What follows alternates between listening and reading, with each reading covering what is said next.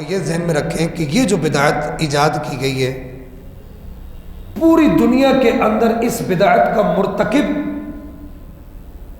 एक ही आदमी है और उसका ताल्लुक जो है वो दारुल उलूम देवबंद से है।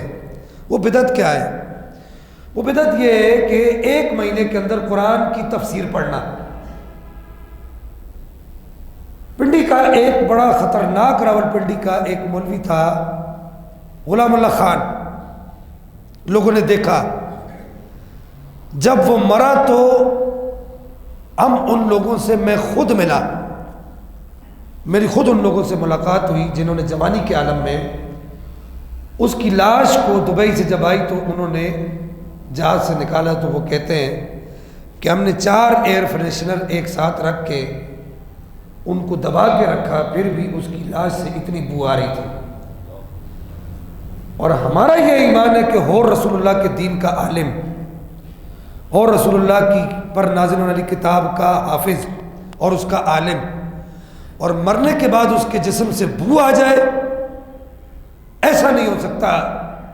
हमारा ये ईमान है कि हम ये कहते हैं, हम वो लोग हैं अहलुस सुन्ना वल जमा, हम मरने से पहले ऐलान करते हैं कि जब मैं मरा तो आके मेरा चेहरा देखना, रसूलुल्लाह के आशिक का चेहरा नजर ना आया तो फिर कहना। तो और ऐसे कितने बुजुर्ग हमारे इस दुनिया से चले गए। अभी ज़्यादा दूर नहीं जाए, ये सांगला हिल के अंदर एक बहुत बड़े अल्लामा साहब थे, फैसलाबाद के नज़दीक सांगला हिल, बड़े मुफ्ती साहब थे, मुफ्ती इनायतुल्लाह सांगला हिल वाले। आपका जब इंतकाल हुआ तो आपने अपने इंतकाल से पहले अपने इंतकाल का दिन भी बताया, वक्त भी बताया, मिनट भी बताए और सेकंड भी बताए।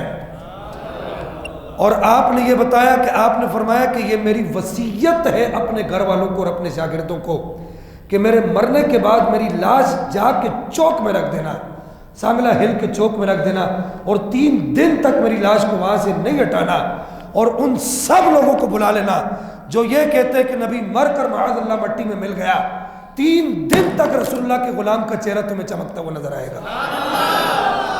और मुफ्ती इनायतुल्लाह सांगला हिल वाले जिन लोगों ने देखा, हम उनसे मिले, वो कहते हैं हमने अपनी आंखों से देखा 3 दिन तक उनकी लाश मुबारक जो है वो सांगला हिल के चौक में पड़ी रही। मैंने उस चौक की ज़ियारत की, वहाँ पड़ी रही और उनकी लाश से ऐसे खुशबुओं की लपटें आती थी, खुशबुएं आती थी। समझ आइए आपको? ज़्यादा दूर नहीं जाओ यार, एक मसला हल करते चले जाओ।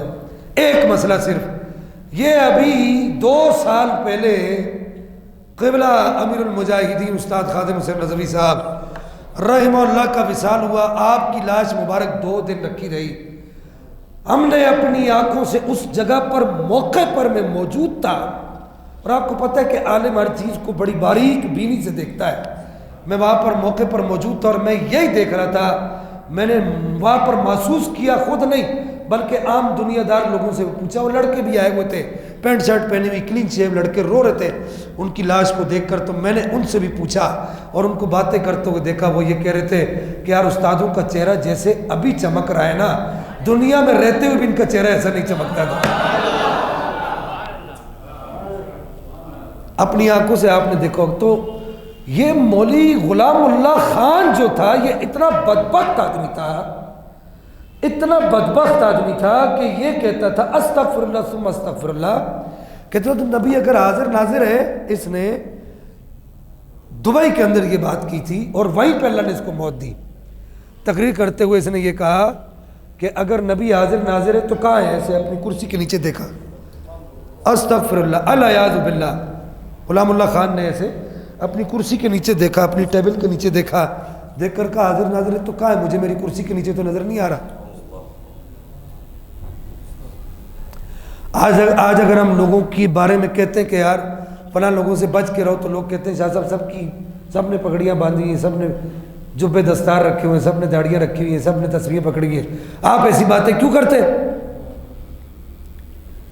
हम ये कहते हैं कि कुरान फहमी का दावा करना हर कोई कर सकता है, लेकिन साहिब कुरान का अदब करना बरेली वाले ताजदार के मानने वालों का काम है। उसका कुरान का अदब तो करने का हर कोई दावा करता है, लेकिन कुरान का जो साहिब है, जिस पर कुरान नाजिल हुआ है, उसका अदब करना असल है। तो आला हज़रत ने इसी मजमून को बयान किया कि साबित हुआ कि जुमला फ़राइज़ फ़ुरू हैं, असलुल उसूल बंदगी उस्ताजवर की है। इस शेर पर फिर मैं कभी आप अहबाब से अर्ज़ करूँगा बात कहाँ से चली थी कहाँ चली गई।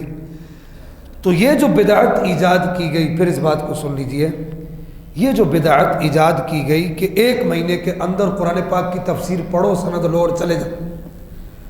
पाकिस्तान हिंदुस्तान के अंदर इस बिदअत का मुजिब कोई सुन्नी आलिम दीन नहीं था। इस बिदअत का मुजिब मौलवी गुलामुल्लाह खान का एक उस्ताद था, गुलाम हुसैन वहाब बचरवी, जिसकी तफसीर भी है बुलगतुल हैरान। एक जिल्द की इतनी सी तफसीर है कुरान पाक की, बुलगतुल हैरान के नाम से उसने तफसीर लिखी है। उसके अंदर उसने जो गुल खिलाए, कभी उस पर भी मैं आप अहबाब से अर्ज़ करूँगा कुछ बातें। तो उस आदमी ने ये बिदअत ईजाद की थी कि 1 महीने के अंदर पूरे कुरान की तफसीर पढ़ो और सनद लो और जाओ, मुफस्सिर कुरान बन जाओ।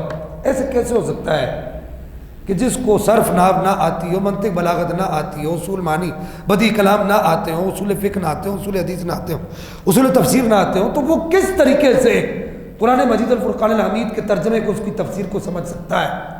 8 साल मुतवातिर एक तालिब इल्म उस्तादों के सामने ज़ानुए तलम्मुज़ तय करता है, तो फिर जाकर उसमें ये सलाहियत पैदा होती है कि वो कुरान को खोल के उसका तर्जमा करके उसकी तफसीर बयान करने की अपने अंदर एबिलिटी, सलाहियत महसूस करता है 8 साल के बाद। और इधर 1 महीने के अंदर जाओ जी आलिम बन जाओ, जाओ जी मुफस्सिर बन जाओ।